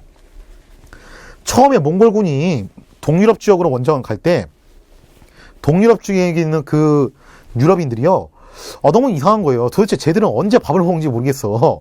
우리는 밥 먹는 시간이 따로 있는데 쟤들은 도대체 밥 먹는 시간도 없는 것 같아. 그래서 가만히 살펴보니까 틈이 날 때마다 밑에서 뭔가를 꺼내서 먹는다는 거예요. 저거 뭐야? 그래가지고 한번 입수를 해봤습니다. 자기들도 만들어서 먹어봤더니 이거 괜찮네, 맛있네. 그죠? 자, 그래서 이거를 가지고서 유럽인들이니까 빵에다 포개가지고 먹는 음식을 개발을 했는데 이 음식의 이름이 무엇이냐? 이 음식을 만든 지역이 바로 독일의 함부르크라는 도시입니다. 그래서 뭐라고 불렀냐면은 함버커. 그죠? 우리가 알고 있는 햄버거 여기서 탄생한 거예요. 즉 햄버거 패티가 어디서 온 거냐면은 몽골에서 넘어온 겁니다. 자, 이렇게 엄청난 기동력과 적응 능력 그리고 막강한 전투 능력을 가진 몽골군과 고려가 접촉을 합니다. 이제 큰일 났어. 이제 얘들이랑 이제 만나게 됐어요. 만나게 된 계기는 이래요. 강동의 역이라는 사건인데 이게 왜 그러냐면요, 이미 거라는 금한테 멸망을 당해서 몰락했습니다. 멸망당한 상태예요. 그런데 발해도 그랬잖아요. 멸망한 다음에 한동안 발해 유민들이 부흥운동을 전개한 것처럼 거란도 마찬가지입니다. 요라는 나라는 멸망했지만 그 잔존 세력들이 이쪽 어딘가에 흩어져 살면서 계속해서 부흥운동을 전개를 한 거예요. 자기 나름대로. 자, 그런데 이거를 이 세력들이 몽골에게 쫓겨가지고 어디로 도망오게 되냐면 고려 쪽으로 도망을 옵니다. 고려 쪽으로 도망오면서 역으로 고려로 쳐들어오는 거예요. 자기들은 이게 죽기 아니면 까무러치인 거죠. 그죠? 등 뒤에는 몽골군이 쫓아오고 앞에는 고려 땅이 있고 에라 모르겠다. 그냥 일단 가서 뺏고 보자. 자, 그러자 당시 고려 쪽으로 쳐들어왔던 이 거란 유민들을 여몽연합군이 협공을 해가지고 결국 물리치는 데 성공을 합니다. 자, 처음에 만날 때는요, 나쁘지 않게 만났어요. 그런데 몽골이요, 곧바로 고려에 대해서 굉장히 고압적인 자세를 취합니다. 야, 너네 고려, 우리 몽골이 어떤 나라인 줄 알아? 우리 몽골은 세계를 우리 말발굽 아래에 짓밟았던 그런 나라야. 세계를 정복했던 나라라고. 너네 조그만 고려가 우리한테 뭐라고 불러야겠니? 한번 형이라고 해봐봐. 자, 그러면서 뭐를 요구하냐면은 형제 지명을 요구를 합니다. 솔직히 고려 입장에서는 상당히 떨볼 수밖에 없는데 고려가 눈치가 참 빨라요. 옛날에 그 금과의 관계도 보면 알 수 있다시피 딱 보니까 진짜 센 것 같아요, 얘들이. 그래서 일단 수락을 합니다. 비위는 거스르지 말자 하고서 수락을 하고요. 자, 그리고 몽골이 공물을 계속 요구를 해요. 근데 교과서에는 이제 몽골의 공물을 요구를 하죠. 고려가 이를 거부했다라고 하는데 사실 처음부터 거부했던 건 아니에요. 처음에는 순순히 줍니다. 아, 그래, 뭐 이거 달라고 이거 줄게. 인삼 달라고 인삼 줄게. 뭐 가죽 달라고 가죽 줄게. 처음에는 순순히 줘요. 그런데 문제는 이 공물을 가지고서 몽골이 계속해서 시비를 건다는 거예요. 그 대표적인 사건이 뭐냐면은 바로 저고야라는 인물이 사신으로 오게 됩니다. 사신으로 와가지고 자꾸 시비를 거는 거예요. 공물의 내용을 가지고. 당시 공물로 뭘 바치라고 했냐면은 수달 가죽을 1만 장을 바치라고 했습니다. 아니, 수달 가죽을 어떻게 1만 장씩이나 구해. 그죠? 그러니까 고려에서 난리가 났어요. 그래서 웬만하면은 해달라는 대로 해주고 싶었는데 이건 좀 무리한 요구다. 그래가지고 결국에는 수량을 맞추지 못했습니다. 일단 그냥 급한 대로 몇천 장이라도 보내주자. 그래야지 쟤들이 화를 안 낼 거 아니냐. 자, 그래서 고려 입장에서는 최대한 성의를 보여줬는데 저거가 와서 이걸 가지고 막 시비를 거는 겁니다. 야, 내가 1만 장 갖고 오랬죠. 언제 이거 수달피 몇천 장이랬어. 질은 또 왜 이렇게 낮아 하고서 발로 뻥 차면서 난동을 피우는 거예요. 그래서 고려인들도 머리가 그냥 막 지끈지끈 하는 거죠. 막 스팀이 확 오르는 거죠. 아우, 저걸 그냥 확. 자, 그리고 저거가 이렇게 한참 난리를 친 다음에 본국으로 돌아갔어요. 돌아갈 때 빈손으로 돌아갔겠어요? 선물을 또 바리바리 싸들고 갔겠죠? 그런데 이 저고요가 귀국하는 길에 고려의 국경지대에서 갑자기 정체불명의 괴한들의 습격을 받아서 피살을 당합니다. 몽땅 몰살당했기 때문에 누가 한 짓인지 몰라요. 죽은 자는 또 말이 없죠. 당연히 몽골에서 뭐라고 했겠어요? 이거는 고려가 저지른 짓이다. 너네 수달피 1만 장 달라고 했더니 그거 가지고 지금 앙심을 품고서 지금 우리 사신을 죽여? 이런. 고려에서는 아, 우리 아니야. 우리 아니라니까 왜 그래. 그렇게 나왔겠죠. 고려에서는 뭐라고 제시를 하냐면은 이거는 당신네들한테 멸망당한 그 금의 잔당들, 즉 여진족이 저지른 짓이다 라고 강변을 하는 거고, 몽골에서는 야, 아무리 생각해도 앞뒤 정황을 따져보면은 너네 고려밖에 없어. 너네 고려가 한 거 맞지? 솔직히 말해봐 하면서 서로 시비가 오가게 돼요. 저고요가 피살하자마자 전쟁이라는 건 아니고 그 뒤로 이제 한참 동안 이게 시비가 오갑니다. 그러면서 의혹이 증폭되고 불만이 쌓이고 하면서 마침내 전쟁이 발생합니다. 자, 그러면서 대몽 전쟁이 일어났는데 몽골이 크게 6차례 침입을 해요. 그 중에서 1차 침입은요, 누가 인솔 해서 오냐면은 바로 살리타라고 불리는 몽골의 명장이 군대를 이끌고 오게 됩니다. 당시 몽골이요, 진짜 세계를 정복했던 애들이야, 당시. 세계라고 알려졌던 구역의 유라시아와 북아프리카 지역의 3분의 2를 정복했던 진짜 어마어마한 애들입니다. 이때쯤 가면은 이미 남성도 이제 무너지기 시작하거든요. 무서울 게 없는 애들이었고, 여태까지 실패한 적이 없는 애들이었는데, 자신만만하게 왔어요, 고려 쪽으로. 근데 웃기게도, 귀지성에서 막혀요, 그냥. 오자마자. 최전방 요새에서 막혀버리는 거예요. 이 귀지성을 지키고 있던 박서가 결사적으로 항전을 하면서, 몽골군이 여기서 막히게 됩니다. 거기다가, 원래는 산적들이었던 이 초적들, 원래는 반란군 집단이에요, 이 사람들은. 그 초적들까지도 관군에 합세를 해가지고 몽골군에 맞서 싸우면서 여기서 고전을 하게 돼요. 그러면서 살리타가 안 되겠다, 일단 돌아가자 하고서 1차 침공은 별다른 성과 없이 돌아가게 됩니다. 그리고 좀 더 준비를 해가지고 2차 침공을 하게 돼요. 자, 2차 침공을 해왔을 때 최후 정권이 몽골군이 딱 쳐들어오는 걸 보고서 대충 감을 잡아요. 우리가 1차는 어찌어찌 맞긴 했는데 아무리 생각해도 이거 계속 쳐들어오면 못 막을 것 같다. 그리고 개경은 국경지대에서 너무 가까이 있으니까 이거 위험하다. 그래서 어떻게 하자? 안전한 지대로 옮기자라고 생각을 합니다. 자, 그래서 어느 쪽으로 천도를 하게 되냐면은 강화도로 천도를 하게 돼요. 자, 그래서 이때부터 강화도가 간척 사업이 일어나게 됩니다. 자, 그리고 나서 몽골군이 2차 침입을 했을 때 그때 또 살리타가 군대를 이끌고 옵니다. 자, 그런데 이때는 김윤후라는 장군이 살리타를 처인성에서 사살하면서 2차 침공도 역시 실패로 돌아가게 됩니다. 자, 그 이후에도요, 계속 쳐들어와요. 몽골군이 40년 동안 크게 6차례에 걸쳐서 쳐들어오게 됐는데, 충주에서는 노비들까지도 항전에 나서게 되고, 또, 이때 당시에 만든 것이 뭐냐면 바로 팔만대장경입니다. 왜 팔만대장경을 만드냐? 가만 보니까 강화도로 도망갔던 최후 정권이 좀 뻘쭘해요. 그죠? 자기들은 강화도 가서 뭐 했어요? 안전한 섬에서 희낙낙거리면서 놀고 있는 겁니다. 풍하고 울려라. 왜냐하면 몽골인들이 말을 잘 타기 때문에 육지에선 잘 싸우는데 강화도는 섬이에요. 섬이기 때문에 이쪽으로 건너오지는 못하는 거예요. 대신에 강화도에서 뭐는 받아먹고 있는 거예요. 계속 세금은 받아먹고 있어요. 그 세금 가지고 뭐 하겠어요? 놀고 있는 거죠. 그죠?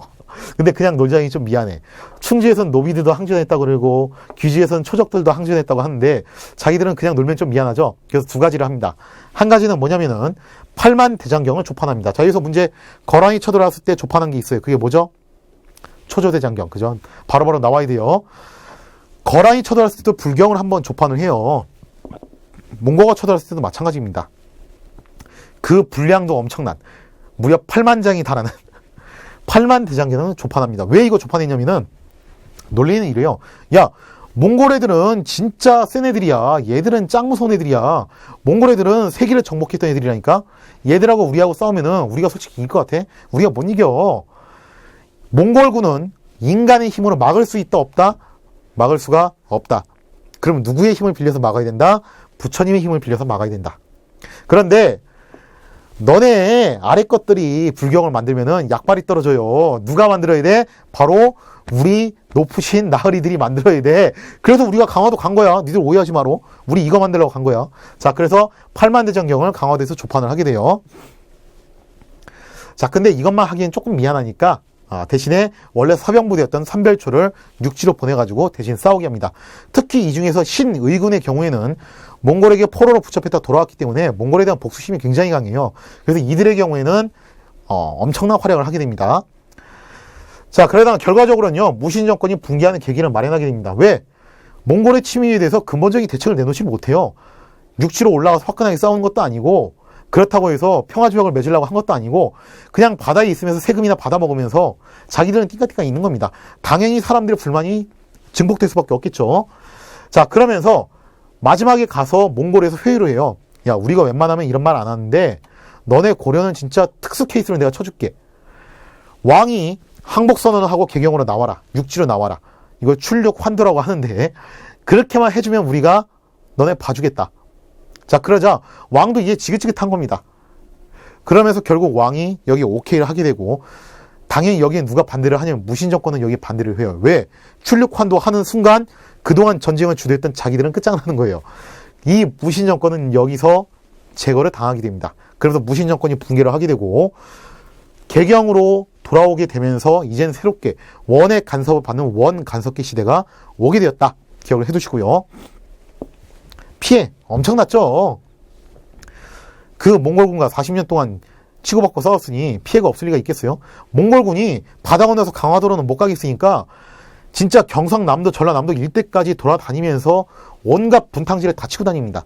이래도 안 나와? 이래도 안 나와? 하면서 마구잡이로 도시를 불태우고 사람들을 학살하고 그러는 거예요. 자, 그러면서 이때 없어진 게 뭐냐면 바로 초조대장경. 초조대장경이 거의 불타서 없어집니다. 아주 극히 일부만 간신히 살아남게 되고요. 그 다음에 그 유명한 황룡사 구축 목탑이 불타서 없어지게 됩니다. 이것뿐만 아니라요, 이 전쟁통에 죽은 사람도 엄청나게 많았어요. 당시 고려 인구가 대략 한 370만이었다고 그래요. 그런데 이 고려 인구가 전쟁이 끝난 다음에 세어보니까 170만으로 줄어들었습니다. 거의 200만에 달하는 인구가 증발해버린 거예요. 물론 이게 뭐 다 죽은 건지 아니면 호족에서 빠져나간 건지 그것까지는 정확하게 알 수는 없지만 그 정도로 많은 사람들이 희생을 당했던 전쟁이 바로 이 몽고와의 전쟁이었습니다.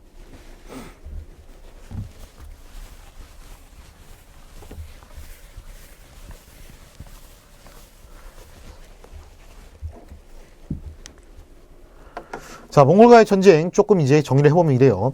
당시 몽골이 세웠던 나라 이름이 원이었어요. 그래서 이제 원. 우리가 이 이후를 몽골 간섭기라고 하기보다는 그냥 원 간섭기라고 이야기를 합니다. 자, 그 다음에 놓고 보면요. 전쟁이 발생을 하자 바로 요 귀주 1차전에서는 박서가 잘 막아내가지고 몽골군이 큰 성과를 거두지 못하고 돌아갑니다. 그러나 몽골이 이제 계속 쳐들어올 때 이걸 막기 힘들겠다고 생각했던 최후 정권이 어디로 옮기냐면 강화도로 옮겨요. 그리고 강화도로 옮기면서 농경지가 필요하다 보니까 황무지도 개척하고 이런 간척 사업을 하게 되고요. 그리고 여기서 혼자 숨어 있으면 미안하니까 뭘 하는 겁니까? 팔만대장경을 간행을 했던 거죠. 자, 그리고 난 다음에 이 충주 지역에서는 노비들이 항쟁을 할 정도로 굉장히 치열하게 저항을 하게 됩니다. 근데 뭐 사실 이거는 생각해보면 문제긴 해요. 노비들이 항쟁한 게 아주 뭐 진짜 엄청난 애국심이 있어서 그랬다기보다는 노비가 애국심이 있으면 얼마나 있겠어. 솔직히 말해서 몽골인들 특징이 뭐냐면요, 성을 함락시키면 생존자를 두지 않습니다. 일종의 공포심리를 이용하는 거예요. 그러면 다음번에 저항을 할까요, 안 할까요? 안 하겠죠, 그죠? 이걸 알기 때문에 죽기 살기로 저항하는 거예요. 근데 이 점은 좀 높이 살만해요. 다른 나라도요, 똑같은 몽골군이 똑같은 전략을 썼는데 노예가 전투에 가담하는 경우는 흔치 않았어요. 그런데 우리나라 같은 경우에는 노비들이 전쟁에 가담하는 그런 모습을 또 보여주게 됩니다. 하여튼 뭐 국가에서 받은 건 진짜 쥐뿔도 없는데 국가가 위기에 처하면 일단 들고 일어난다. 그런 아주 엄청난 DNA를 가진 게 바로 우리 민족이죠. 이런 모습은 나중에 임진왜란, 병자, 호란 때도 계속 보여줍니다. 자, 그리고 대구 부인사에 있었던 초조대장경은 거의 대부분이 소실됩니다. 자, 그리고 동경에 있었던 황룡사 구축 목탑도 역시 소실이 돼요. 참고로 이 동경은요, 나중에 격화돼요. 그냥 경주로. 왜? 의종이 여기에 있었다 결국 의종이 시해당했죠. 그래서 김보당인 안에 가세를 했다는 것 때문에 동경은 격화되고 뭐가 떠오르는 겁니까? 예전에 한번 설명했죠. 남경이 새롭게 떠오른다고 그랬어요. 자, 그 다음에 나중에 최후 정권이 항복을 선언한 다음에요, 마지막까지 저항했던 세력이 있어요. 그게 뭐냐면 바로 삼별초의 항쟁입니다. 이 삼별초가 처음에 강화도에서 시작해서 진도로 옮겨서 여기서 이제 중점적으로 활약을 해요. 배중선이라는 인물을 중심으로 활약을 하다가 저항을 하다가 결국에는 배중선이 전사하자 어디로 옮기냐면은 제주도로 옮깁니다. 그리고 제주도에서는 김통정이라는 사람을 중심으로 여기서 저항을 하다가 결국 제주도에서 전멸을 당하게 되죠. 그리고 왕은 개경으로 돌아와서 1270년 이제 무신 정권기는 100년 만에 종원을 고하게 되고 원 간섭기로 넘어가게 됩니다. 하나 또 빠뜨리고 설명한 거. 2차 침공 때 김윤호가 천인성에서 활약을 했는데 당시 이제 몽고의 장군이었던 살리타, 되게 유명한 장군이었어요. 이 사람. 이 살리타를 사살했다. 자, 그렇게 좀 알아두시기 바랍니다. 그리고 전쟁이 끝난 다음에 이건 조금 이따 설명하겠지만 한 번 더 설명하겠지만 한 가지 사건이 더 일어납니다. 한반도까지 정복했으니까 몽골이 어디로 또 가고 싶어 했을까요? 바로 일본이죠. 자, 그래서 요 하포 지역을 거점으로 여멍연합군이 일본으로 원정을 떠나게 됩니다. 당시 고려군 지휘관은 바로 김방경 장군이었어요.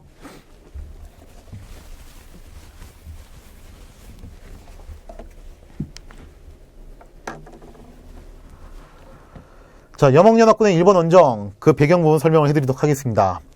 자, 몽골이 이제 누구를 건드리냐면요, 일본을 건드려요. 자, 이제 고려까지 우리 밑으로 들어왔다. 너네 일본도 우리 밑으로 들어와라. 라고 했더니 가마쿠라 막부가 이걸 거부를 합니다. 뭐야 가마쿠라 막부는 도대체. 뭐지? 가마쿠라는 이름이고 막부는 정치 시스템이에요. 막부를 일본말로 바쿠라고 얘기를 하는데 이 막부 체제는 이런 겁니다. 일본에 왕이 있어요. 덴노라고 하죠. 왕이 있는데 왕은 정치를 하지 않습니다. 누가 정치를 총괄해서 하는 거냐면 그 밑에 있는 막부의 수장, 쇼군이 정치를 총괄하는 겁니다. 자, 그런 식으로 하는 정치 시스템을 막부라고 얘기를 하는데, 당시 쇼군이 가마쿠라 가문이었어요. 그러면서 이 가마쿠라 막부가 일본의 전국을 주도하고 있었는데, 여기서 거부를 해요. 사실 이 섬 안에서 살다 보니까 몽골의 위력을 잘 몰라. 그래서 뭐야 얘들, 안 해, 싫어. 딱 거절을 한 겁니다. 그러자 몽골에서 그래, 마침 잘 됐다. 몸이 근질근질하던 차에 이참에 누구를 잡자, 일본을 잡자라고 하면서 일본으로의 원정을 계획하게 됩니다. 근데 일본으로 원정을 가려면은 필연적으로 어디가 전진기지가 돼야 되냐면요, 고려가 전진기지가 돼야 돼요. 그래서 우리나라 남해안에 있는 하포, 그 일대가 전진기지가 되는데, 뭐를 설치하냐면은 정동행성이라는 걸 설치를 해요. 자, 우리나라 고려에다가 정동행성을 설치를 하게 되는데, 정동행성 의미가 이렇습니다. 정동, 동쪽으로 정발하는 행성. 여기서 말하는 행성은 뭐 지구, 수성 그런 행성이 아니라 정치기구란 뜻이에요. 즉 일본 원정을 위한 감독기구인 정동행성을 설치를 하게 되고요. 총 2차례에 걸쳐서 일본으로 원정을 떠납니다. 1차는요 1274년에 쳐들어가고 2차는 1281년에 쳐들어갔는데, 고려군은 좀 전에 설명드린 대로 김방경이 지휘를 했죠. 자, 그래서 이 결과가 어떻게 됐냐? 2차례 원정 다 모두 태풍으로 실패하게 되었다. 그래서 일본인들이 이것 때문에 기고만장해져가지고 자기들은 누구에 의해서 보호하는 나라다, 신풍 가미가제에 의해서 보호받는 나라다라고 이렇게 기고만장하게 또 나오는 거예요. 그런데 2차전 같은 경우는 태풍 때문에 상륙도 못하고서 실패했는데, 1차전은 좀 성격이 달라요. 1차전의 경우에는 상륙에도 성공했고 일본 본토 내륙 깊숙이까지 진출을 했어요. 그러면서 당시 일본 사이에 적지 않은 충격을 줬습니다. 당시 이제 여몽연합군이 가면서 작전이 뭐였냐면 다 때려부시는 거예요. 원래 몽골 애들 작전이 그렇거든요. 초토화예요, 초토화 무조건. 자, 그러면서 얼마나 호되게 일본이 당했는지, 당시 일본인들이 몽골인들을 뭐라고 불렀냐면 무쿠리, 고려인들을 고쿠리라고 불렀어요. 그리고 무쿠리와 고쿠리를 합쳐가지고 나온 신조어가 생깁니다. 그게 뭐냐면 무고이인데, 무고이가 일본어로 무슨 뜻이냐면은 참혹하다, 그런 뜻입니다. 그런 신조어를 만들어낼 정도로 여몽연합군의 위세가 대단했지만 결국 태풍으로 인해서 최종적으로 실패를 하게 됩니다. 자, 그래서 연패를 놓고서 조금 비교를 해드리면요, 우리나라, 중국, 일본, 당시 유럽을 놓고 보면은 유럽은 중세시대였어요, 이때 당시에. 그리고 이 중세시대에 몽골이 동유럽까지 쳐들어오면서 엄청난 파장을 일으키게 됩니다. 당시 일본은 가마쿠라 막부, 즉 쇼군이 정권을 장악하는, 우리나라로 치면 무신 정권과 상당히 유사한 성격의 그런 시스템이었고요. 중국은 몽골인들이 장악을 하게 되면서 원이라는 세계 제국을 건설하게 됩니다. 자, 그리고 우리나라 같은 경우는 처음에 이제 강동의 역이라는 사건으로 몽골과 접촉을 했다가 결국 저거의 피살 사건으로 몽골의 침입을 당하게 되죠.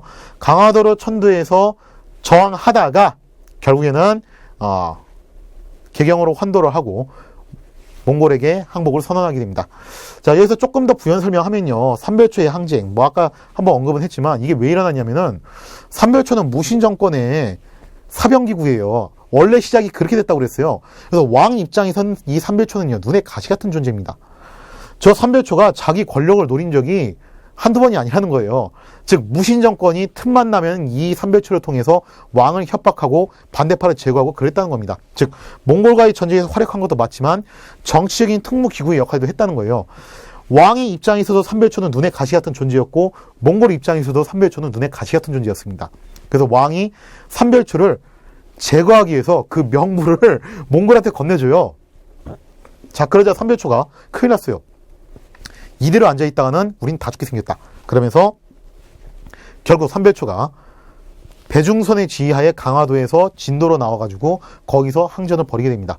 그러니까 뭐 삼별초의 항전도요, 알고 보면 좀 그런 속사정이 좀 있는 사건이었어요. 그리고 충렬왕 때 여몽연합군이 2차례에 걸쳐서 일본으로 원정을 떠났지만 결국 태풍으로 실패했다. 자, 그래서 이 시대를 한중일 요 3국을 병렬적으로 놓고 한 번 더 설명을 해드렸습니다.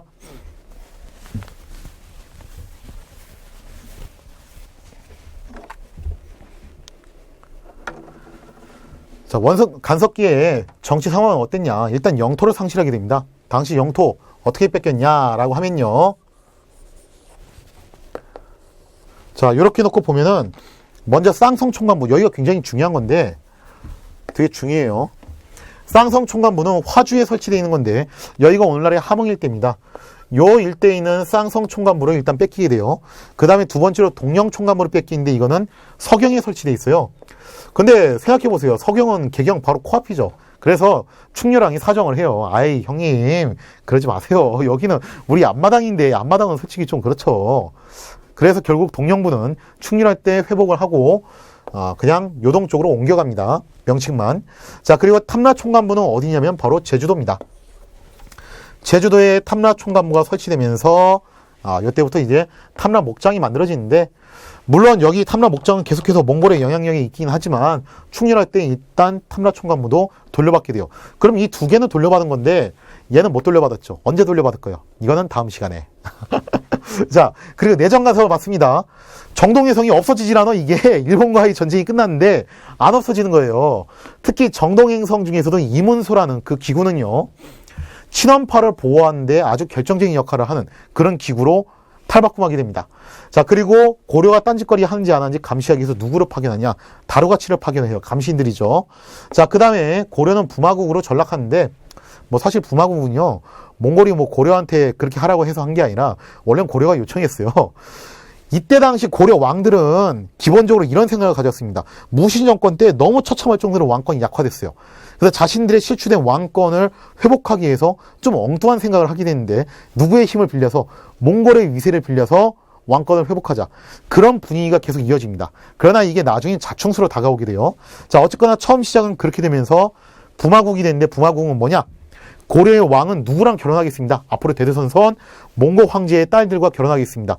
그러면은 몽고 황제는 장인어른이 되는 거고 고려는 사위가 되는 거잖아요. 그 사위를 조금 고상한 말로 부마라고 얘기를 해요. 자, 그리고 관제를 격화됐는데 일단 이 시대의 왕들은 다 충자 돌림을 써요. 그리고 더 이상 종이나 조자를 쓰지 못합니다. 이제는 왕이나 호칭을 쓰게 되고요. 애초에 종이란 조를 썼다는 것 자체가요, 황제라는 의미예요, 그 자체가. 그리고 관제를 어떤 식으로 격화시키냐면은 중서 문화성과 상수성, 야 기분 나빠, 우리도 이거 있는데 너네 똑같이 할래? 하지마. 두 개를 합쳐가지고 새로운 기구를 만들어라. 이런 식으로 이제 격화를 시키는 거죠. 그 다음에 또 이제 중추원도 밀직사로 격화를 시키고, 그 다음에 도병마서도 계층을 시켜요. 이름을 갖다 도평의사사로 계층을 시킵니다. 자, 이런 식으로 관제가 격화되고요. 막대한 공물을 요구합니다. 몽골이 이때 요구했던 게 무엇이었냐? 바로 공녀예요. 그래서 해마다 몇십 명에서 많게는 몇백 명에 이르는 여자들이 몽골로 끌려갑니다. 근데 얘들이요, 좀 특이해. 아무리 예뻐도 소용없다. 오직 뭐만 된다? 오직 처녀만 된다. 그럼 딸 가진 부모들이 어떻게 할까요? 이거 끌려가면 끝입니다. 영원히 못 보는 거예요. 자기 딸이 끌려가지 않게 하기 위해서 어떻게 하는 거예요? 밀직 결혼시키는 겁니다. 그래서 조혼 풍속이 이때 굉장히 유행을 하게 돼요. 그래서 아마 이때 몽골한테 끌려갔던 여자들이, 먼 간섭기 기간 내내 끌려갔던 여자들이 거의 한 5, 6천 명에 달하는 걸로 그렇게 추산이 되고 있어요. 굉장히 많은 여자들이 몽골로 끌려가는 운명에 처해지게 됩니다. 자, 그 다음에 또 이 시대의 새로운 트렌드가 뭐냐면은 응방이 설치돼요. 응방이 뭐냐면 매사육수예요. 이 매사육수가 왜 설치가 됐냐면은 몽골인들이 좋아했던 게 매사냥입니다. 그러니까 매사냥은 이렇게 하는 거예요. 이 매사냥은 일반적인 사냥꾼들이 하는 게 아니라 귀족들이 하는 귀족 스포츠예요. 매를 딱 데리고 갑니다.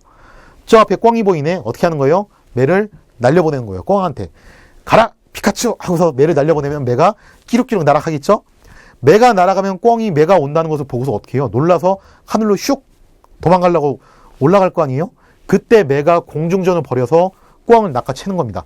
얼마나 멋있어요, 이게 진짜. 그렇죠? 그리고 매는 이걸 잡으면요, 주인한테 돌아와요. 그 주인한테 주려고 돌아오는 게 아니라 매는 귀소 본능이 있습니다. 먹이를 잡으면은 집으로 가지고 와서 먹는 버릇이 있어요. 집은 어디? 주인. 그죠? 그래서 주인한테 돌아오는 건데, 아니 기껏 잡은 꿩을 매가 먹으면 안 되잖아요. 그래서 보통 이때 당시 사람들은요, 뭘 가지고 다니면 닭고기를 들고 다닙니다. 그리고 매가 꿩을 물고 오면은 강제로 매 입을 벌려서 그 안에다가 닭고기를 밀어넣어요. 이거 먹고 대신에 요거 먹지 마. 그런 뜻이죠. 그래서 이때 생겨난 신조, 꿩 대신 닭이다. 근데 이게 가능한 매들은 진짜 훈련 엄청나게 받은 매들이거든요. 당연히 이 매들은 고가의 매매가 됩니다. 그리고 당연하게도 매 도둑이 기승을 부릴 수밖에 없어요. 자, 그래서 매 도둑들이 이 매를 훔쳐다가 몰래 파는 행위들이 굉장히 많았었는데, 이걸 막기 위해서 매 주인들은 매 목에다가 인식표를 부착시킵니다. 그 인식표의 이름이 뭐였냐? 바로 시치미였어요. 시치미. 어서 많이 들어봤죠? 그죠? 왜 우리 그런 거 있잖아요. 어떤 잘못 저지르고 나서 발뺌하는 사람, 딴짓하는 사람 보고 뭐라고 합니까? 당신 말이야. 시치미 떼지 마. 당신이 한 거 다 알아. 그죠? 이때 생겨난 말이에요. 도둑들이 무슨 뭐 시침이 있다고 해서 그거 안 훔쳐가겠어요? 시침이 떼고서 훔쳐가서 몰래 파는 거예요.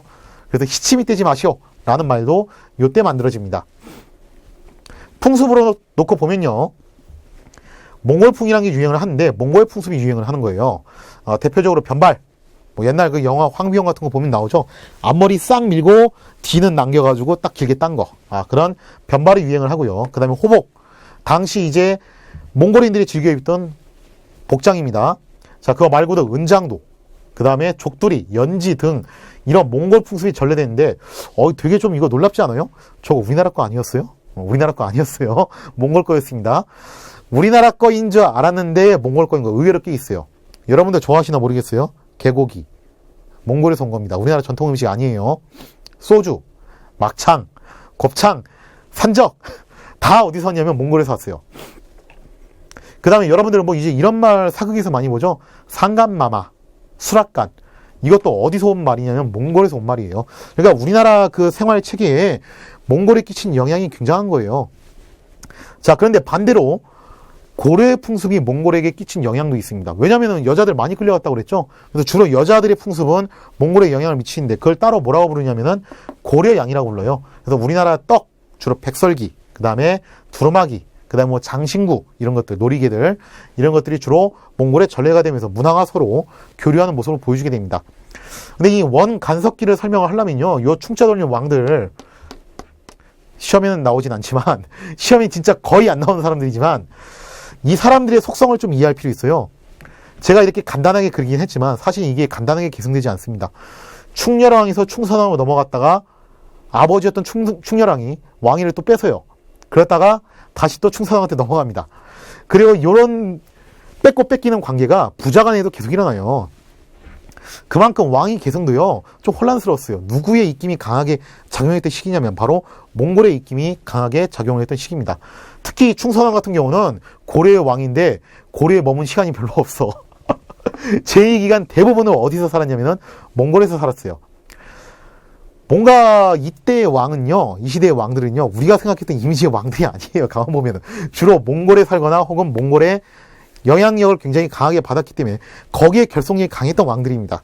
그 중에서도 굉장히 악명이 높았던 왕은 바로 이 충의왕입니다. 충의왕을 한번 검색해 보세요, 여러분들이. 아주 엄청난 별명들이 나올 겁니다. 진짜 이 중에서 가장 막장인 왕이었는데 충의왕이요, 여자를 그렇게 밝혔어요. 노는 거 그렇게 좋아했습니다. 그래서 몽골에서도 별명이 뭐였냐면은 발피였어요. 발피. 발피가 몽골어로 무슨 뜻이냐면은 무레베란 뜻이에요. 그런 별명을 얻을 정도로 마카파 시계의 왕이 바로 충의왕이었습니다. 얼마나 진짜 황은 묻어있는지, 그 충의왕의 황은 묻어있던 막장 행동은 제가 차마 말로 못하겠습니다. 여러분들이 검색을 알아보세요. 자, 어쨌거나 상당히 이렇게 혼란스러웠던 시기, 그런 시기들을 계속 거치게 됩니다.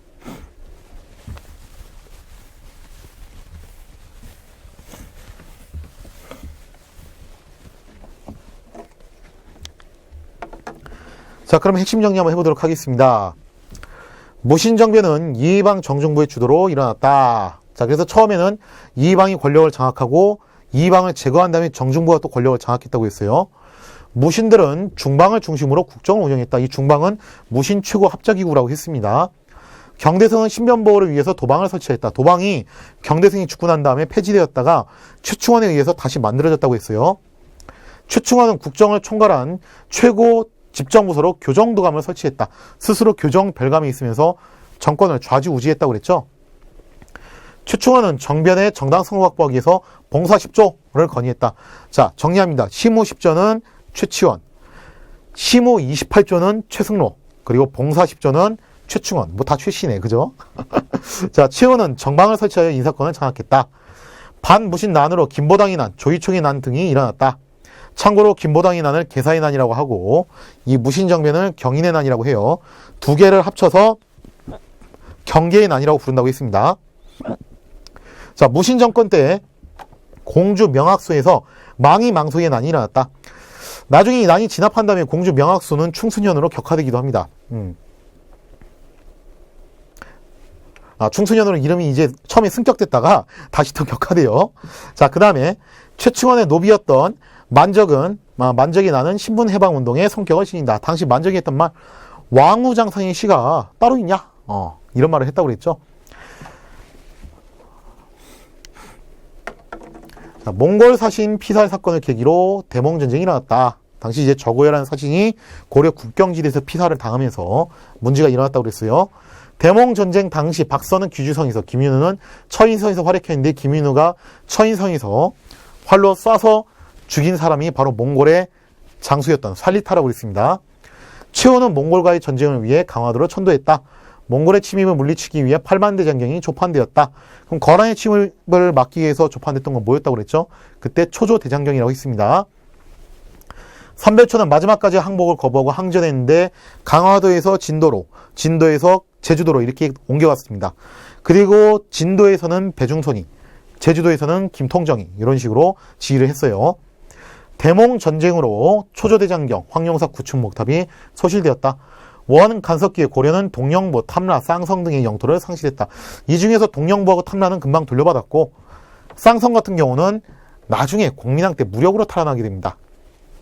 정동행성은 일본 원정을 위해 설치되었다. 그런데 이게 없어지지 않고 정동행성 중에서도 이문소라는 기구는 계속해서 고려를 감시하고 지휘하는 기구로 자리 잡게 됩니다.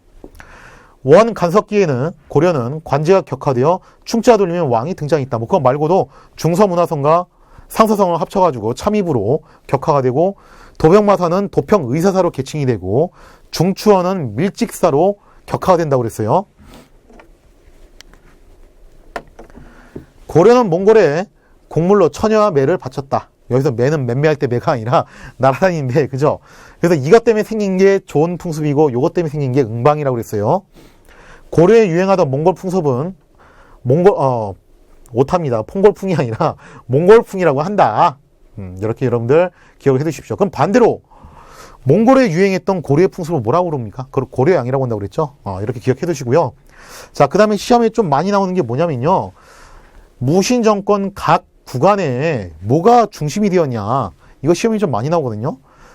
이거 외우셔야 되는데 외우기 쉽게 하는 방법 알려드릴게요. 뭐 이의방과 정중부가 집권했던 시절에는 뭐가 중심이 되냐면 바로 중방입니다. 근데 가만 보면은 정중부에 중이 있죠. 중방에 중이 있죠. 그죠? 요거 따서 하십시오. 정중부, 중방 같이 중이 있어요.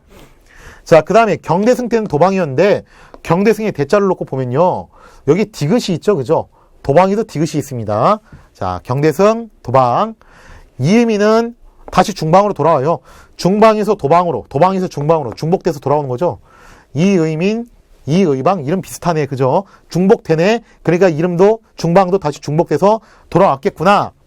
자, 그 다음에 최충원은 교정도감을 만들었는데, 야, 뭐야? 중방으로 갔다, 도방으로 갔다, 중방으로 갔다, 뭐 이렇게 복잡해? 야, 내가 교정해줄게. 그래서 교정도감. 최후는, 야, 우리 아버지가 교정은 해줬는데, 너무 복잡하다. 내가 한 번 더 정리해줄게. 그래서 정방. 자, 이렇게 해서 여러분들이 이 표를 좀 외워두셨으면 좋겠어요.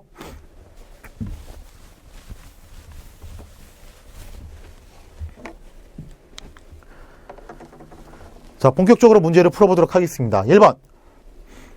다음 자료의 사건이 일어난 시기를 연표해서 고르시오. 그가 봉사를 올리기를, 야, 봉사라는 게 나오네요. 여기 보니까. 봉사를 올리기를 엎드려 보건대 적신 이의민이 나왔어요. 이의민은 성품이 사납고 잔인하여 윗사람은 업신여기고 아랫사람은 능멸하여 임금의 자리를 흔들고자 했습니다. 환한이 불길에 성하여 백성이 편히 살 수 없으므로 신등은, 도대체 이 신이 누구일까? 그죠? 신등이 폐하의 위험과 정신에 힘입어 일거에 소탕하여 멸망시켰습니다. 이의민을 죽였다는 얘기죠. 그죠?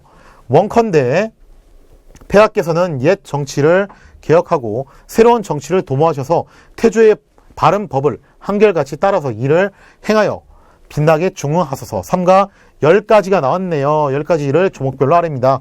보니까 이거 뭐예요? 봉사 10조. 그죠? 누구예요? 최충원이죠. 여기서 말하는 신은 최충원이고, 이의민을 제거하자마자 자신의 그 정변의 정당성을 설파하기 위해서 올렸다라고 그랬죠? 그러면 이거 연표에서 골라볼게요. 자, 경인의 난. 1170년에 일어났던 경인의 난은 제가 무신정변이라고 했죠? 경인의 난에서 망이 망소의 난이 1176년이라는데 요 사이의 가 구간은요. 이 의방이 집권을 했다가 나중에 정중부로 넘어가는 그 과정의 구간입니다. 관련이 없고요. 망이 망소의 난이 끝난 다음에 도방이 설치가 됐어요. 누가 제거됐네요. 그죠? 정중부가 제거되고 경대승이 정권을 잡았어요. 그러면 도방 설치에서 1198년에 만적의 난이라는데 요 사이에 뭐가 있었습니까? 경대승이 오래 살지 못했어요. 얼마 못하고 죽고 난 다음에 이민이 그 뒤로 있습니다. 그리고 이민은 최충원한테 제거를 당하고 최충원이 바로 봉사십조를 올렸죠. 그리고 난 다음에 만적의 난이 일어났기 때문에 결과적으로 봉사십조는 만적의 난보다는 앞이고 도방 설치보다는 뒤입니다. 어디입니까? 다가 되겠네요. 그죠? 자, 만적의 난이 끝난 다음에 정방이 설치될 때까지 이 구간은 최충원이 권력을 장악했던 구간이고요.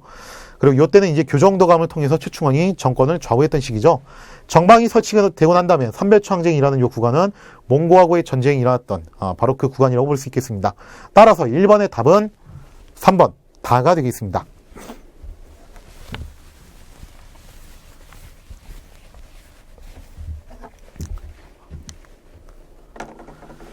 자, 이번 문제. 다음 내용에서 말하는 가 문화재에 대한 설명으로 올바른 것을 고르시오. 자, 이 사진을 보니까요. 뭔가 빼곡하게 지금 여기에 전열이 돼 있죠. 잘 눈여겨봐두세요. 오늘 소개할 우리의 문화유산은 5천만 자 이상이 새겨진 경판으로 총 8만여 장이래요. 힌트가 나왔어. 그죠? 8만여 장이 달하는 가입니다. 이거 뭐겠습니까? 8만 장하면 8만 대장경. 바로 나와야 되죠. 그죠? 그럼 여기가 어디냐면은 합천 해인사에 있는 장경판전이에요. 거기에 보관되어 있는데 이거 기억해 두셔야 돼요. 8만 대장경은 강화도에서 조판했어요. 근데 보관은 어디서 했냐면은 합천 해인사에서 보관을 했습니다. 그리고 합천 해인사 중에서도 꼭대기에 있는 장경판전에서 보관을 하고 있는데 참고로 장경판전은 또 조선시대에 지은 건물이에요. 고려시대가 아니라. 자, 그래서 이런 것들 좀 여러분들이 잘 파악을 해 두시고요. 자, 보겠습니다. 1번 청주 흥덕사에서 제작되었다. 이거는요, 나중에 제가 또 설명을 드리겠지만 이거는 금속활자입니다.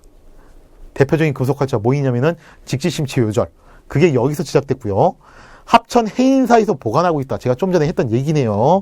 바로 나왔고, 거란의 침입을 물리치기 위해서 제작되었다. 이거는 뭐라고 그랬죠? 초조대장경. 아니죠.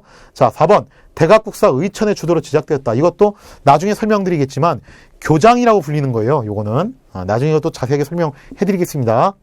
5번 세계 최고의 금속활자이다. 최고라는 것은 가장 오래됐다는 것인데 가장 오래된 금속활자 뭡니까? 직지심체요절. 1번과 일맥상통하죠. 따라서 8만 대장경과 관련된 설명은 답은 2번이 되겠습니다.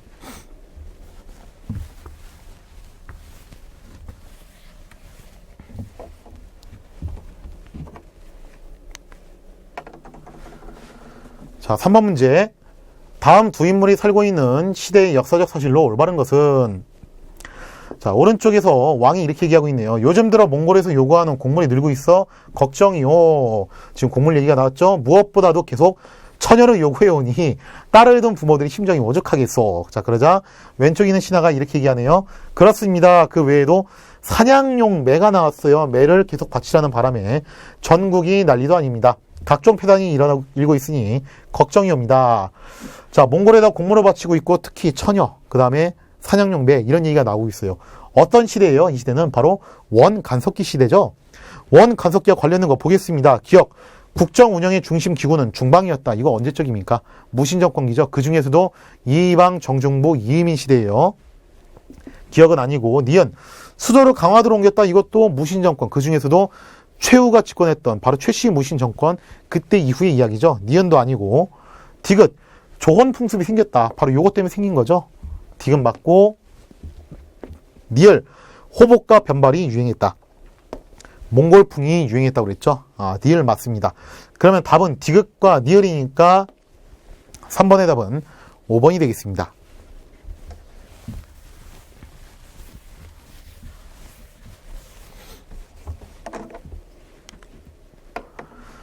자, 이렇게 해서 무신 정권기와 원간석기에 대한 이야기를 전부 끝마쳤습니다. 과유불급이란 말이 있어요. 무슨 말인지 아시는 분? 너무 쉬운 단어인가? 과유불급 무슨 말이냐면은 지나친 것은 모자른 것보다 못하다는 거예요. 사실 지난 시간에 설명했던 문벌 귀족들이 왜 몰락할 수밖에 없었냐면은 너무 과도하게 욕심을 부렸기 때문에 그렇습니다. 그래서 여기에 불만이 폭증한 무신들에 의해서 제거를 당하는 비극적인 운명을 맞이하게 된 거죠. 그리고 무신들이 정권을 잡았어요. 그럼 자기들은 이런 부조리에 저항해서 일어났으니까 좀 잘해야 되는데, 안타깝게도 무신들도 기존에 있던 문벌 귀족들과 똑같은 길을 걷게 됩니다. 과요불급, 지나친 폭리를 취하려다가 결국 몽고와의 전쟁이 끝나면서 숙청을 당하는 운명을 맞이하게 됩니다.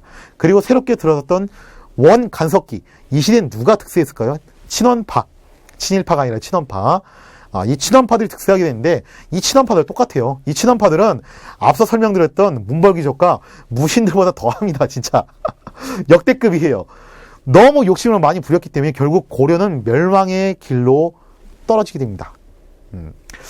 자, 그런 거 보면 참 과요불급이란 말, 지나친 건 모자른 것보다 못한 것 같아요. 만약에 이들이 적당한 선에서 자신들의 욕심을 절제할 줄 알았다면 어쩌면 또 역사가 달라질 수 있을 텐데 하는 아쉬움도 듭니다.